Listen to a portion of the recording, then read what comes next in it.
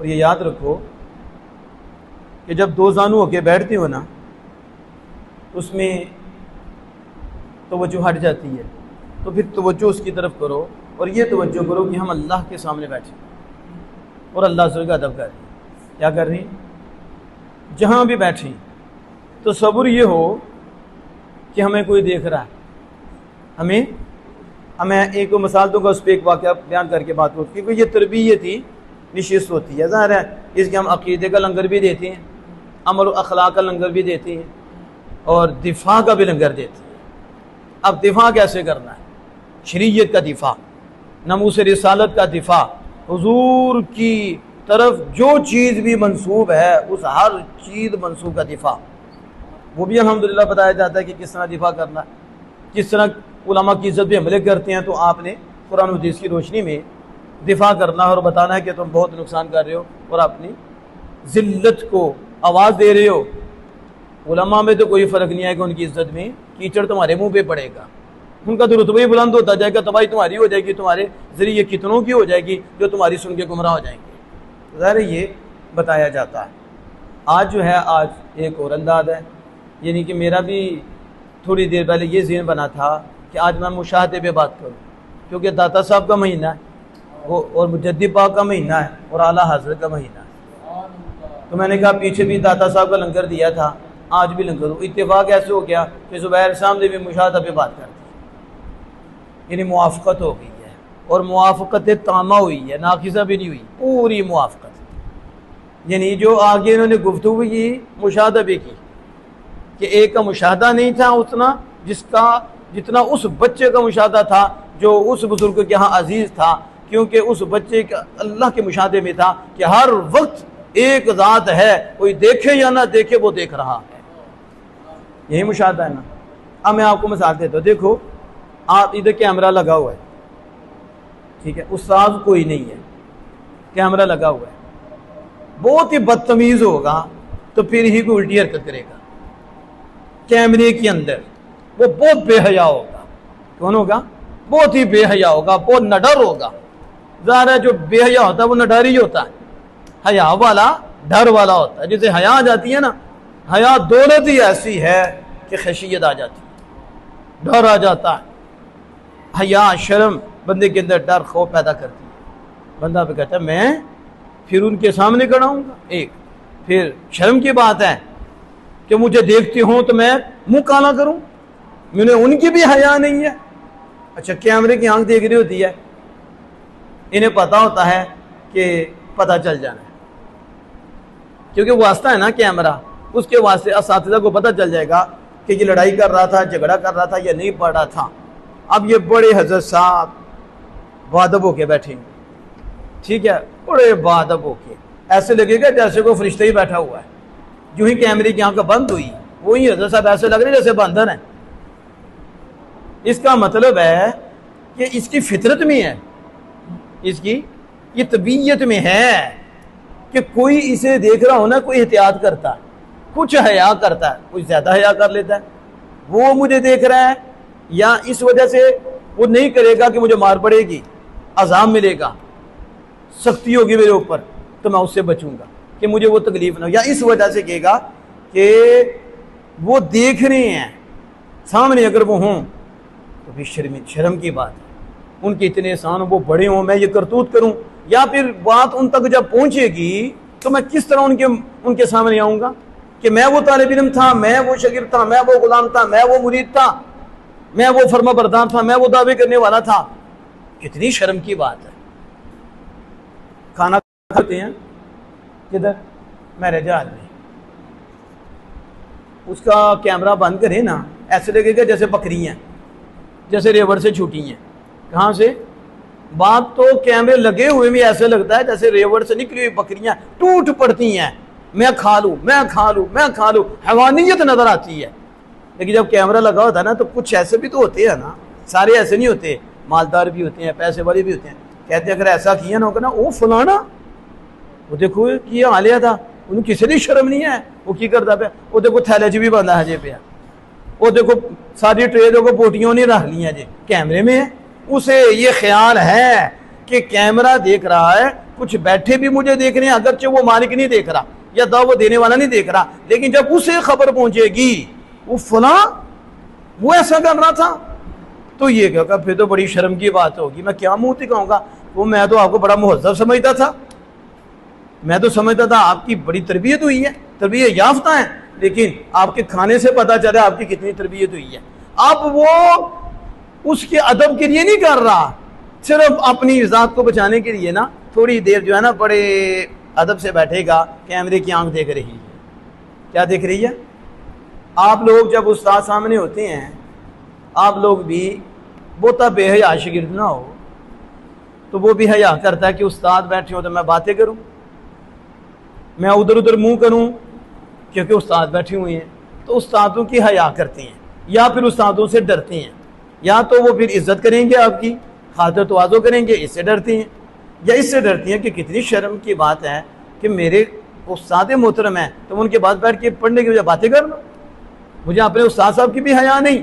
तो ये जो सोच है ना इसकी कि क्यों, क्योंकि उस्ताद साहब मौजूद है, मुशाहदा है, इसे ये पक्का इल्म कौन सा हक़्क़ुल यकीन है इसको। चलो हक़्क़ुल ऐनुल यकीन पे तो हम जान ही रहे, कौन सा उस्ताद साहब फड़ के करता, फिर भी बिल्कुल आंखों सामने उस्ताद साहब खाएगा तो यकीन हो जाएगा उसे। फिर चलो इतना तो है कि पक्का इल्म है उसको, आंखों से मुशाहदा उसे हासिल हो रहा है। किससे हो रहा है? ये तो यकीन का इल्म होता है या आंख का इल्म है, आंख से देख रहा है, इनुल यकीन देख रहा है ना। इनुल यकीन इल्म के 3 दर्जे हैं, एक सिर्फ जहन में आपके, ये भी इल्म है, एक वो है कि आप देख रहे हैं, तो ये कौन सा इल्म है? यकीन का इल्म है, इल्मुल यकीन। और तीसरा दर्जा क्या है? आपने उसे पकड़ लिया है, वो चीज़ ले ली है, आपको वो नसीब हो गई है, हक़्क़ुल यकीन है। जन्नत में जाने से पहले तक इल्म इलाही जो उसे नसीब हुआ, फिर उसके बाद उसे इल्म यकीन भी हासिल हुआ, लेकिन जब जन्नत में पहुंचा अब क्या है, जन्नत की नेमतें मिलनी शुरू हो गई, तो वो क्या हो जाएगा? हक़्क़ुल यकीन। ये हक़्क़ुल यकीन का दर्जा है। अब उस्ताद साहब को आप आंखों से देख रही, इल्म तो आपको पहले ही मेरे उस्ताद है, दूसरा अब इल्म बे मुशाहदा भी है कि उस्ताद साहब आपको देख रही हैं या आप भी उस्ताद साहब को देख रही हैं, दोनों सूरतें। अब हया है, क्या है? शर्म हया। अभी भी आप बैठे हैं तो इनमें से भी किसी को शर्म हया होगी कि पावर गई है तो हम इधर उधर नहीं देखेंगे, जहाँ बात होगी इसकी तरफ हो जाए। इनमें से भी जिनमें गाफिल होंगे या कम हया होगी वो कभी उधर देखेंगे कभी उधर देखेंगे। यही हाल सामीन का होता है। बयान हो रहा होगा, कोई बाहर से आ जाएगा ना, देखना शुरू होंगे, उनका पहले नहीं है, नहीं देखे यार, होर परा आ गया। कुरान की बात हो रही है, हदीस की बात हो रही है, अल्लाह की बात हो रही है, अल्लाह की तरफ से पैगाम है, ये कभी उसका मुंह देखेगा कभी उसका मुंह देखेगा। इसका मतलब है ये भी बेहया है, इसने अल्लाह उसके रसूल की बेअदबी की है, अगरचे उस दर्जे की नहीं है, क्योंकि इसने मुंह फेरा अल्लाह के कलाम से और इसने मुंह फेरा आमिना के लाल के कलाम से, इसलिए आला ज़बत में कि ये बेअदब है, नाजायज़ और हराम किया इसने। उठ के दफा हो जाए बाहर, नहीं सुनना चला जाए, मुजरिम तो ना बने कि ये कोई मेरी बात तो नहीं है, ये हाफिज साहब की बात नहीं है, उल्लामा साहब की बात तो नहीं है, ये बात तो अल्लाह उसके रसूल की है। तो जो मेरी बात तवज्जो से ना सुने तो मुझे तकलीफ होती है, जो हाफिज साहब की बात तवज्जो से ना सुने, अल्लामा साहब की, अल्लामा मुद्दस्सिर की, इनकी बात तवज्जो से ना सुने, इन्हें तकलीफ होती है, तो जो रब्बे कायनात की ना सुने, बताओ क्या बनेगा उससे? हम कहेंगे, ये कहेंगे मेरी बेअदबी की है, ये कहेंगे मेरी बेअदबी की, मैं इससे बात करूं ये मुंह तर कर रहा है, बताओ लाल पीले नहीं हो जाएंगे? होंगे। तकाजा इसका कि ये कितना बेअदब शागिर्द है, मैं इससे कलाम कर रहा हूं, ये मुंह तर कर रहा है, ये मुंह तर कर रहा है, और कलाम मेरा है। लेकिन वो सोचे सोई उम्मती कि जो हम कलाम करें अपना नहीं कर रहे, खालिक के कायनात का कर रही है, उसकी तरफ से बता रहे हैं कि ये हुक्म है, ये हुक्म है, ये हुक्म है उसकी। तो अल्लाह कहते हैं इसने किसकी तरफ से मुंह फेरा? अल्लाह के कलाम से। इसलिए वाज हो रहा हो बिला उज़र, शरी हो जाए या तभी होता है, होते हैं ऐसे बंदे को ऐसे ऐसे होना पड़ता है, वगर ना ऐसी कोई हरकत ना करे, मसला हो तो उठ के बाहर चला जाए।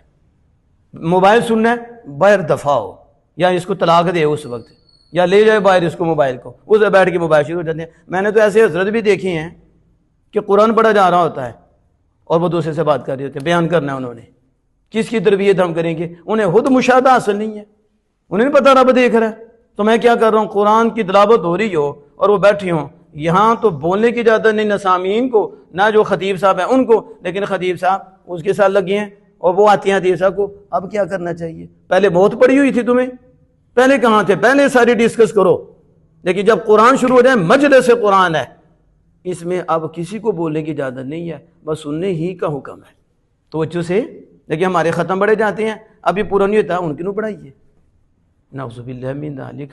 तुम्हें समझ नहीं आ रही, कुरान का अदब नहीं करना तो तुम्हारा हाल क्या होना है? को पढ़ाना लाजिम है, ये सूरह फातिहा पढ़ ले, ये पढ़ ले, पहले तय करो ये पढ़े ये पढ़े, या फिर दरमियान में ना बोलो। जब ख़त्म तिलावत एक करे फिर उसके बाद फिर आप तिलावत कर ले।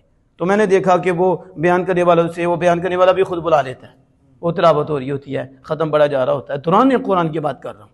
ताजुल शरीया अलैहि रहमतुल्लाह ये मजलिसी तिलावत की है, या तो मजलिस में भी नहीं कर सकता, अगरचे कारी सकता करे ये भी नहीं बोल सकता, कारी भी नहीं बोल सकता। ये बातें नहीं है, हकीकत है।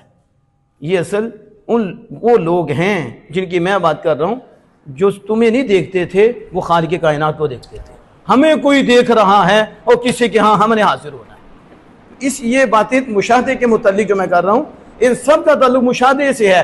अगर मुशाहदा दायमी नसीब हो जाए, क्या हो जाए? बोलो तो सही, क्या बोला है? दायमी समझते हो? अभी आप बड़े अदब से बैठे हैं, बाहर जाओ तो छाना लग दिया नहीं, इसमें दायमी नहीं है। दायमी होता तो क्या घर, क्या बाहर, क्या बाजार, क्या मोहल्ला, क्या शहर, जहां भी होगा पता चलेगा अल्लाह का बंदा है, आमिना के लाल का गुलाम है, क्योंकि ये उसी तसव्वुर में रहेगा। ये किसी बंदे को देख के अमल नहीं करेगा, खालिक के बंदे को देख के अमल करेगा कि मुझे कोई देख रहा है। तो वो लोग तो इतने आला होते हैं, हम कहते हैं हमें कोई देख रहा है, वो कहते हैं वो हमें देख रहा है, हम उसे देख रहे हैं। वो तो इससे भी ऊंचे मकाम के होते हैं, जलवे बरस रहे होते हैं, उन्हें तो खुदा की सिफत के जलवे भी नजर आते हैं, खुदा की जलाल की सिफत के भी और जमाल की सिफत के भी जलवे नजर आते हैं। वो मुशाहदा हक में इबादत करती है। अल्लाह उन्हें देख रहा है तो वो पक्की बात हमें भी देख रहा है, और वो रब को देख रहा है। जिस तरह रब उन्हें देख रहा है, हमें उस तरह नहीं देख रहा। समझ आ रही है? तो ये मैं सब बात बता रहा हूँ, अदब हर जगह हो तो मुशाहदा, नजर में रब हो। इसलिए सूफिया की जिंदगी आप पढ़ें तो खलवत जलवत में एक ही होती थी। क्या होती थी? क्यों? उन्हें पता था हमें कोई देख रहा है, इसलिए घर में भी वो बादब रहते थे और मजमे में भी बादब रहते थे। क्योंकि घर में बादब रहना मुश्किल है, मजमे में तो आसान है। मजमे में तो मैं भी कहूँगा मैं बड़ा बादब हूँ, और लोग कहेंगे ये तो फरिश्ते हैं, लेकिन घर में क्या है? असल तो तन्हाई थी। तो जिनकी नजर रब पे होगी, उनकी तन्हाई में भी रब की हुकूमत होगी, उनकी इज्तिमा में भी रब की हुकूमत होगी। ये मुशाहदे की मैंने मसाले चंद दी हैं, शायद आपको समझे हो, समझे ना? इसलिए कभी वो दो जानू के उस्ताद के सामने बैठ जाएगा, थक जाए तो फिर चार जानू होके बैठेगा। नीयत उसकी अदब की है, उसे पता है कि उस्ताद के सामने जो बैठ के ताज़ीम कर रहा हूँ, ये हकीकत में खालिक कायनात जल्ला वाला की ताज़ीम है। उसकी नज़र फिर रब पे ही है, इनडायरेक्ट भी है, डायरेक्ट भी है। इनडायरेक्ट अपने बड़ों के सामने, अपने वालिदैन, बुजुर्ग और साथिदा, इनके सामने ये इनडायरेक्ट है। और डायरेक्ट क्या? कोई भी नहीं, ये बैठा हुआ है, कोई मुझे देख रहा है, मेरा रब है, इसलिए उसकी टोपी घर में भी नहीं उतरती। इधर तो छुट्टी होती है तो बस कपड़े रह जाते हैं, अगर इनके बस में हो तो शलवार भी उतर जाए। ये हालात हैं, ये हमारे घरों के, मोबाइल के तरबियत याफ्ता हैं, ये हालत है। अगर इधर थोड़ी सख्ती ना हो तो ये तो क्या मैं लफ्ज़ बोलूँ, वो मैं बोलना भी नहीं चाहता, लेकिन बालों का अंदाज और होगा, सर पे